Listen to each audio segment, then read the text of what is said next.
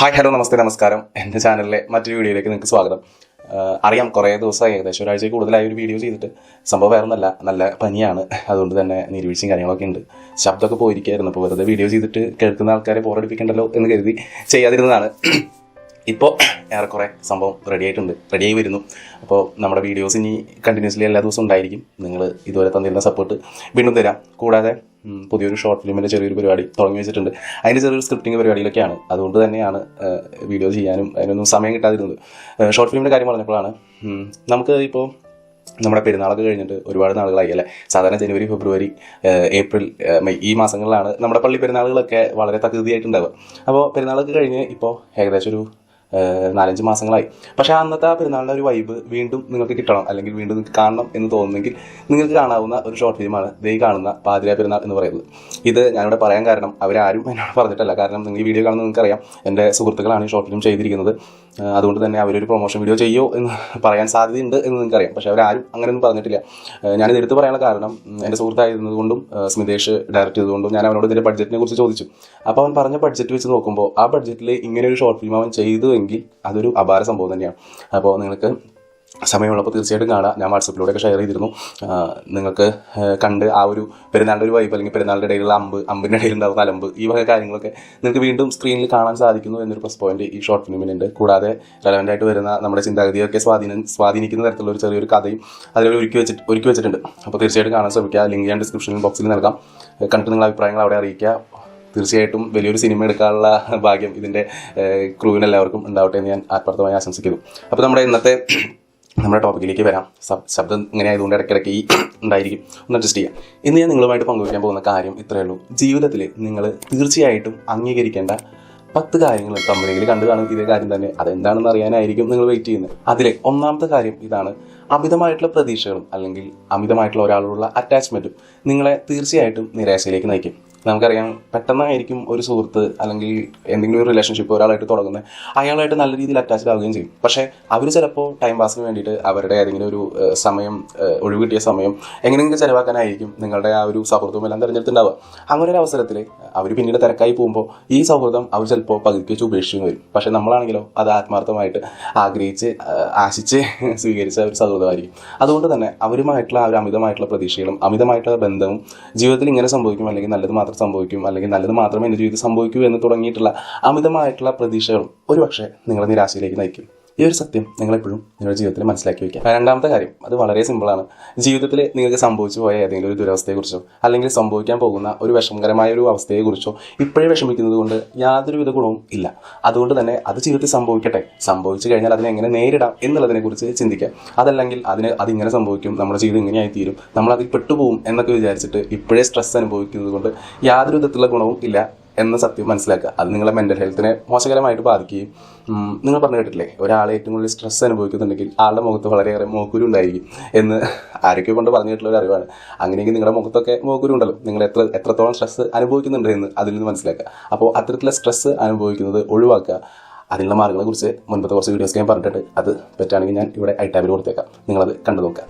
മൂന്നാമത്തെ കാര്യം, അതൊരു പക്ഷേ നിങ്ങൾക്ക് റിലേറ്റ് ചെയ്യാൻ പറ്റുന്ന ഒന്നായിരിക്കും. നിങ്ങൾ ആരോടെങ്കിലും പറഞ്ഞിട്ടുണ്ടായിരിക്കും, ഞാനിപ്പോൾ ഭയങ്കര ബിസിയാണ്, അതുകൊണ്ട് എന്നെ ഒന്ന് ഡിസ്റ്റർബ് ചെയ്യാതിരിക്കും, ഞാനിപ്പോൾ ഭയങ്കര ബിസിയാണ്, അതുകൊണ്ട് നീ പറയുന്ന കാര്യം എനിക്കിപ്പോൾ ചെയ്യാൻ പറ്റില്ല എന്നൊക്കെ നമ്മൾ പലരോടും പറഞ്ഞിട്ടുണ്ടായിരിക്കും. ശരിയല്ലേ? നമ്മൾ ബിസി ആയിരിക്കുക എന്നതിനർത്ഥം അതിൽ നിന്നൊരു നല്ല റിസൾട്ട് ഉണ്ടായിരിക്കും എന്ന് പ്രതീക്ഷിക്കരുത്. ചിലരൊക്കെ വെറുതെ അനാവശ്യമായിട്ട് വേറെ എന്തെങ്കിലും കാര്യങ്ങൾ ചെയ്യാൻ വേണ്ടി ബിസിയാണെന്ന് സ്വയം വരുത്തി തീർക്കാനായിട്ട് ചെയ്തു കൂട്ടുന്ന കാര്യങ്ങളും ഉണ്ടായിരിക്കും. നമ്മൾ ലൈഫിൽ പലയിടത്തും ചെയ്തിട്ടുണ്ടാവും. ആരെങ്കിലുമൊക്കെ ബോധിപ്പിക്കാനായിട്ട് നമ്മളിതൊക്കെ ചെയ്യുന്നുണ്ട് എന്ന് കാണിക്കാൻ വേണ്ടി പലതും ചെയ്തിട്ടുണ്ടായിരിക്കും. ഒരിക്കലും നമ്മുടെ അധ്വാനത്തിനെ, നമ്മൾ ഒരുപാട് അധ്വാനിച്ചു എന്നതിനെ മറ്റുള്ളവർക്ക് കാണിക്കാതിരിക്കുക. നമ്മുടെ റിസൾട്ട് എന്താണോ അതായിരിക്കണം മുഖ്യം. അതുകൊണ്ട് നിങ്ങൾ റിസൾട്ടിനെ ഫോക്കസ് ചെയ്ത് വർക്ക് ചെയ്യുക. അതൊരു പക്ഷേ നിങ്ങൾക്ക് ആ ഒരു കാര്യം എത്ര നല്ല രീതിയിൽ ചെയ്തു തീർക്കാം എന്നതിനെ കുറിച്ചുള്ള നല്ല നല്ല വഴികൾ കണ്ടെത്താൻ സഹായിക്കും. നാലാമതായി നിങ്ങൾ മനസ്സിലാക്കിയിരിക്കേണ്ട കാര്യം, നിങ്ങളുടെ ജീവിതത്തിൽ നിങ്ങൾക്ക് സംഭവിക്കാൻ പോകുന്ന കാര്യങ്ങളെല്ലാം നിങ്ങൾക്ക് ഒരിക്കലും നിയന്ത്രിക്കാൻ സാധിക്കില്ല.